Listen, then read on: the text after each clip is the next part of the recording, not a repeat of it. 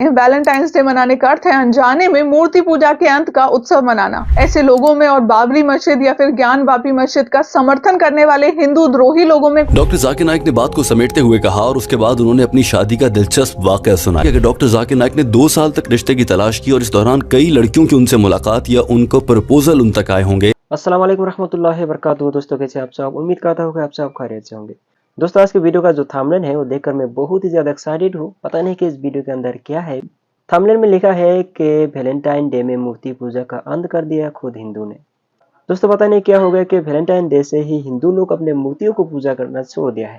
सो दोस्तों वीडियो के थंबनेल में आप देख सकते हैं कि हिंदू पति के साथ एक मुस्लिम पत्नी, साथ ही अपने श्री कृष्ण उसकी पत्नी के साथ, और डॉक्टर जाकिर नाइक साहब अपने उंगली दिखाते हुए, और साथ ही एक इमोजी जो सोचने वाले हैं। सो दोस्तों ज़्यादा बातें बाद में करते हैं, पहले वीडियो क्लिप देख लेते हैं। कि वैलेंटाइंस डे मनाने का अर्थ है अनजाने में मूर्ति पूजा के अंत का उत्सव मनाना। मैं ऐसा क्यों बोल रही हूँ, चलिए इसके इतिहास से जानते हैं। दरअसल पिछले 2 दशकों में कुछ लोगों ने भारत में वैलेंटाइंस डे को बड़े उत्साह के साथ मनाना शुरू कर दिया है। 7 फरवरी से 14 फरवरी तक चलने वाले एक सप्ताह के इस उत्सव को पॉप कल्चर में वैलेंटाइन वीक कहा जाता है। लेकिन हम में से कम लोग ही जानते हैं कि वैलेंटाइंस डे की शुरुआत रोम की बेकन यानी कि मूर्ति पूजक संस्कृति का अंत करने के लिए की गई थी। प्राचीन काल में रोम में मूर्ति पूजक संस्कृति थी। उन दिनों 13 से 15 फरवरी के बीच की अवधि को प्रजनन महोत्सव के रूप में मनाया जाता था। दरअसल रोम की मूर्ति पूजा की संस्कृति को नष्ट करके ईसाईकरण का बढ़ावा देने के लिए पोप गैलेसियस प्रथम ने वैलेंटाइन को 14 फरवरी से जोड़ा। लेकिन ये वैलेंटाइन था कौन? 3री शताब्दी में क्लॉडियस द्वितीय नाम के एक रोमन राजा थे। अपनी सेना को मजबूत करने के उद्देश्य से उन्होंने सभी युवाओं से सेना में शामिल होने का आह्वान किया। क्लॉडियस का मानना था कि यदि सैनिक शादी करेंगे तो वो अपने घर गृहस्थी में बिजी हो जाएंगे और इससे उनके देश के प्रति प्रेम और कर्तव्य में बाधा आएगी।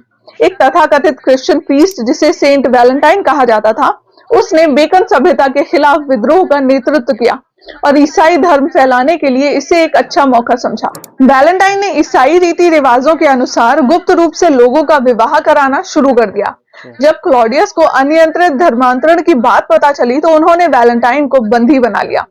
लेकिन जेल में भी वैलेंटाइन ने अपना कन्वर्जन का कार्य नहीं छोड़ा। उसने प्रीस्ट बनकर सभी सांसारिक चीजों को त्यागने का ढोंग किया। उस वैलेंटाइन का दिल जेलर की युवा बेटी पर फिसल गया और बात यहीं तक नहीं रुकी। वैलेंटाइन ने जेल से ही उस जेलर के पूरे खानदान को क्रिश्चियनिटी में कन्वर्ट करवा दिया। वैलेंटाइन का दुस्साहस देखते हुए राजा ने उसे फांसी दे दी और उसकी कहानी का यही दी एंड हो गया। लेकिन रोम का पैगन फेस्टिवल क्रिश्चियंस का रूल आने के बाद भी यूरोपियन देशों में धूमधाम से चलता रहा। मूर्तियों को इविल स्पिरिट समझने वाले चर्च ने इसका अंत करने के लिए एक नया षड्यंत्र बनाया। उत्सव के साथ पहले से ही जुड़े प्रजनन और प्रेम के तत्वों को तोड़ मरोड़ कर क्रिश्चियन ने इसे वैलेंटाइन की मृत्यु के साथ जोड़ दिया और इस प्रकार कन्वर्जन की आड़ में लोगों की शादी कराने वाला इस तथाकथित संत को बड़ी चतुराई से प्रेम का प्रतीक बनाया गया और इसी के साथ पूरे यूरोप में बड़े पैमाने पर वैलेंटाइंस डे मनाए जाने लगे। आज हम वैलेंटाइंस डे के नाम पर पश्चिमी संस्कृति का अंधा अनुसरण कर रहे हैं। स्कूल कॉलेजों के युवा छात्र बिना इस विषय में जाने इस वेस्टर्न ट्रेंड का शिकार हो रहे हैं। वैलेंटाइंस डे मनाने का अर्थ है अनजाने में मूर्ति पूजा के अंत का उत्सव मनाना। ऐसे लोगों में और बाबरी मस्जिद या फिर ज्ञानवापी मस्जिद का समर्थन करने वाले हिंदू द्रोही लोगों में कोई अंतर नहीं है। दोस्तों आप जानते हैं कि ये जदीद दौर है। हर नौजवान लड़के लड़की के हाथ में मोबाइल फोन है जिसे वो तन्हाई में कहीं भी ले जा सकते हैं और उसके जरिए बहुत से गलत काम भी सरंजाम पाते हैं। लेकिन लड़के लड़कियां नौजवान दौर के ये सारे गलत काम कर रहे हैं और इसकी जो बड़ी वजह मानी जाती है वो ये है कि उनकी शादी में बहुत ताखीर कर दी जाती है। लड़कियां जवान हो रही हैं, लड़के जवान होते जा रहे हैं, उनकी उम्रें 25-28 साल तक पहुंच जाती हैं और उनकी शादी नहीं की जाती। यही वजह है कि वो मुसलसल गलत कामों में पड़ रहे हैं। डॉक्टर जाकिर नाइक से इसी हवाले से सवाल किया गया था कि दीन इस्लाम के मुताबिक शादी करने की सबसे बेहतरीन उम्र कौन सी है। लेकिन जवाब में डॉक्टर जाकिर नाइक ने यह बताने के साथ साथ पूरी कहानी सुनाई थी और बताया था कि उनका अपना रिश्ता किस तरह से तय हुआ था और यह भी बताया था कि नरेंद्र मोदी की वजह से डॉक्टर जाकिर नाइक के बेटे का रिश्ता कैसे टूट गया। My question is, what is the best age to get married in Islam? Doctor Zakir Naik ने सवाल सुनने के बाद कहा कि दीन इस्लाम में कहीं वाज़े अल्फाज में नहीं कहा गया है कि इस खास उम्र में शादी कर लेनी चाहिए, लेकिन ये जरूर कहा गया है कि जितनी जल्दी हो सके कम उम्री में ही शादी कर लेनी चाहिए। डॉक्टर जाकिर नाइक ने कहा कि नबी करीम सल्लल्लाहु अलैहि वसल्लम की हदीस जो कि सही बुखारी वॉल्यूम नंबर 7 हदीस नंबर 5066 है, उसके मुताबिक नबी करीम सल्लल्लाहु अलैहि वसल्लम ने फरमाया, ए नौजवान लोगों, तुम में से जिसके पास वसाइल हों कि वो शादी कर सके तो वो फौरन से शादी कर ले। यानी कि नबी करीम सल्लल्लाहु अलैहि वसल्लम ने जल्दी शादी करने को तरजीह दी है कम उम्र में। डॉक्टर जाकिर नाइक ने कहा कि कम उम्र में शादी करना मुस्तहब है, लेकिन कुरान पाक और हदीस में इसकी कोई खास उम्र वाज़े नहीं की गई है। लिहाजा आप जिस मुल्क में रहते हैं वहाँ का निज़ाम भी बहुत अहमियत रखता है कि वो किस उम्र में शादी की इजाज़त देता है। किसी भी मुल्क के आइन और कानून के खिलाफ जाते हुए शादी नहीं करनी चाहिए। मिसाल के तौर पर पाकिस्तान और भारत में शादी करने की कम से कम उम्र 18 साल मुकर्रर की गई है। उससे ज़्यादा कम उम्र में कोई भी नौजवान लड़का लड़की आपस में शादी नहीं कर सकते, और अगर वो ऐसा करते हैं तो मुल्क की कवानीन के लिहाज से वो जुर्म होगा और फिर उन्हें अदालतों के चक्कर लगाना पड़ेंगे। लिहाजा बेहतर है कि जो भी आपके मुल्क के कवानीन रखे गए हैं उनके मुताबिक शादी कर ली जाए। लेकिन बहुत से ममालिक में इस हवाले से कोई खास कवानीन भी मौजूद नहीं है। वहाँ के हवाले से डॉक्टर जाकिर नाइक ये कहते हैं कि जितनी जल्दी हो सके, यानी कि बलूगत के बाद और उसके अलावा जो ही आप कम से कम शादी की हद की उम्र को क्रॉस करते जाएं और वसाइल दस्तयाब हों तो शादी कर लेनी चाहिए। डॉक्टर जाकिर नाइक ने बात को समेटते हुए कहा और उसके बाद उन्होंने अपनी शादी का दिलचस्प वाकया सुनाया। उन्होंने कहा कि मेरे ख्याल से दीन इस्लाम ने कोई मुख्तसर या खास हद मुकर्रर नहीं की है, जो ही बलूगत हो और वसाइल आएँ तो शादी कर लेनी चाहिए। अगर इस पर अमल नहीं कोई शख्स कर रहा तो उनका मुल्क जो भी बुनियादी कवानीन है कि कम से कम किस उम्र में शादी कर लेनी चाहिए तो उस पर कर लेनी चाहिए। लेकिन कुछ मेरे ख्यालात भी हैं। डॉक्टर जाकिर नाइक ने कहा कि मेरी अकल के मुताबिक शादी करने के लिए लड़की की सबसे आइडियल उम्र 20 से 21 साल के दरमियान है। यानी कि जब कोई लड़की ग्रेजुएशन मुकम्मल कर लेती है तो वो शादी कर सकती है। लाजमी नहीं कि ग्रेजुएशन करके ही शादी की जाए, लेकिन एक अंदाज़ा है कि जब तक वो 21-22 साल की होती है तो वो आमतौर पर अपनी तालीम बुनियादी किस्म की मुकम्मल कर लेती है। लिहाजा उस उम्र में किसी भी लड़की को शादी कर लेनी चाहिए। डॉक्टर जाकिर नाइक ने कहा कि ये कोई लगा बंदा उसूल नहीं है कि इसी पर अमल किया जाए, लेकिन आम तौर पर हमारे माशरे को देखते हुए, ज़रूरियात और तकाज़ों को देखते हुए ये नतीजा निकाला जा सकता है कि लड़कियों के लिए शादी की बेहतरीन उम्र 21 से 22 साल के दरमियान है। Even at 22, but looking at the average age, I would say 20-21 she becomes a graduate, she can marry before doing graduation, no problem, depends upon each woman's situation. Doctor Zakir Naik ने कहा कि लड़कों के लिए भी कम से कम शादी की उम्र 18 साल है, लेकिन बेहतर हो अगर वो जो ही 22 या 23 साल के हों तो उनकी शादी कर दी जाए। उससे ज्यादा देर किसी सूरत ना की जाए, क्योंकि फिर लड़के गुनाहों में पड़ जाते हैं। Today I would say that the right age for a boy is as early as possible. I would place it at maybe 20 to 23 years old. That's it. उसके बाद डॉक्टर जाकिर नाइक कहते हैं कि मेरी शादी कैसे हुई वो भी आपके सामने रख देता हूं। उन्होंने कहा कि 1993 में डॉक्टर जाकिर नाइक ने बताया कि उनकी शादी हुई थी, और उस वक्त के हालात के मुताबिक डॉक्टर जाकिर नाइक कहते हैं कि उनकी उम्र तकरीबन 27 बरस थी, जबकि उन्होंने रिश्ते की तलाश 25 साल की उम्र में कर दी थी।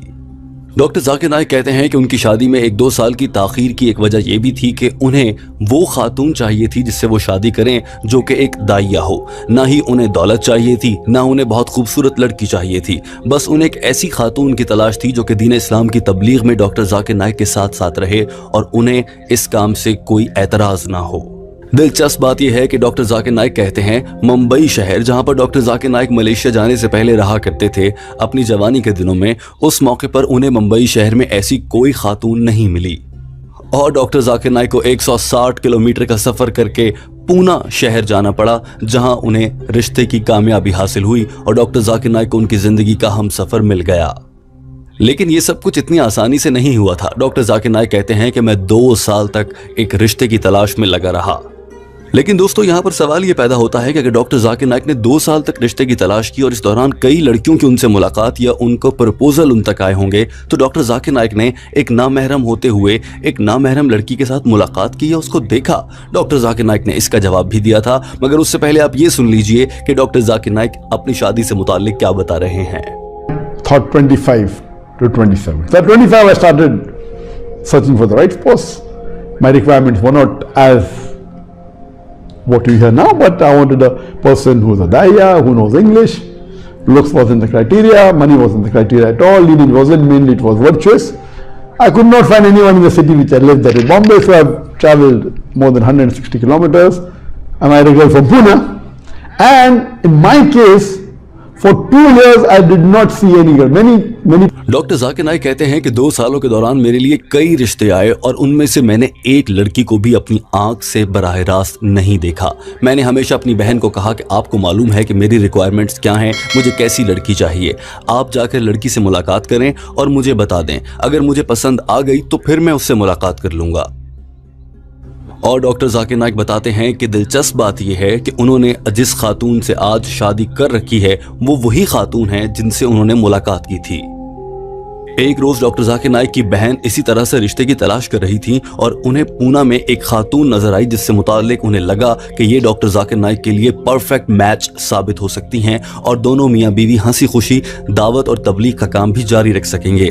डॉक्टर जाकिर नाइक की बहन ने उस खातून से बात की और उसके बाद डॉक्टर जाकिर नाइक को ये सारा वाकया बताया। डॉक्टर जाकिर नाइक को लगा कि उन्हें उनकी जिंदगी का हमसफर मिल चुका है। तब डॉक्टर जाकिर नाइक ने फैसला किया कि वो उस खातून से मुलाकात करके देख लेते हैं कि वो कैसी हैं, और मुलाकात की और उसके बाद डॉक्टर जाकिर नाइक को वो खातून इतनी पसंद आई कि उनके साथ शादी कर ली गई। 1993 से लेकर जाकिर नाइक की ये शादी कामयाबी से जारी है और दोनों मियां बीवी अल्हम्दुलिल्लाह मिलकर दीन इस्लाम की तबलीग कर रहे हैं। डॉक्टर जाकिर नाइक के ये अल्फाज सुनिए और उसके बाद हम आपको बताते हैं कि डॉक्टर जाकिर नाइक के अल्फाज के मुताबिक कैसे उनके बेटे का रिश्ता नरेंद्र मोदी की वजह से टूट गया। Proposals came, I used to tell my sister, you go, you know my requirements, you go and interview. One only girl that she passed in her interview was my wife. I met her and that's it. So I did not meet any girl in my life except my wife for marriage. First girl, alhamdulillah, and Allah blessed me with the best wife. And because of her, my life has changed. Doctor Zakir Naik कहते हैं कि अल्हम्दुलिल्लाह वो अपनी बीवी के साथ बहुत खुश हैं। उसके बाद डॉक्टर जाकिर नाइक ने कहा कि बाज़ औक़ात सूरत हाल बदल जाती है तो रिश्ते ख़राब हो जाते हैं। मिसाल के तौर पर मेरे बेटे का रिश्ता मैंने फ़ैसला किया था कि 23 साल की उम्र में अपने बेटे फारिक नाइक की शादी कर दूंगा। साल 2015 में डॉक्टर जाकिर नाइक का बेटा 23 साल का हुआ। उन्होंने रिश्ते की तलाश शुरू की और साल 2016 में उन्हें डॉक्टर जाकिर नाइक के बेटे के लिए एक अच्छा रिश्ता मिल गया। You know, unless some situation takes place and Allah wills something else. My aim also was that my son should get married before the age of 23. And then we already started looking from 2015, 2016 we shortlisted when his age was less than 23. But situations changed. We had to leave our country and my daughters were much younger. Doctor Zakir Naik कहते हैं उसके बाद हालात बदल दिए गए और मोदी सरकार ने उनके खिलाफ मुख्तलिफ मुकदमात दर्ज करवाए और उन्हें भारत छोड़ना पड़ा। इधर बेटे का रिश्ता तय हो चुका था मगर मोदी सरकार की वजह से डॉक्टर जाकिर नाइक को भारत से निकलकर मलेशिया आना पड़ा और यही वजह थी कि उनके बेटे का वो रिश्ता भी वहीं पर रह गया। दोस्तों वीडियो तो देख लिया है, पता नहीं आपको कैसा लगा, कमेंट सेक्शन में हमें जरूर बताना। और असली वीडियो जो कि आरिफ नूर रिएक्शन चैनल से लिया गया है जिसका लिंक डिस्क्रिप्शन में है वो भी आप चेकआउट कर सकते हैं। दोस्तों उम्मीद करता हूँ वीडियो आपको जरूर पसंद आएगा। अगर वीडियो अच्छा लगा तो एक लाइक कीजिएगा और चैनल पे नए हैं तो जरूर सब्सक्राइब कीजिएगा। मिलते हैं दोस्तों और एक नए वीडियो के साथ, तब तक के लिए दीजिए इजाजत, मिलते हैं नेक्स्ट वीडियो में।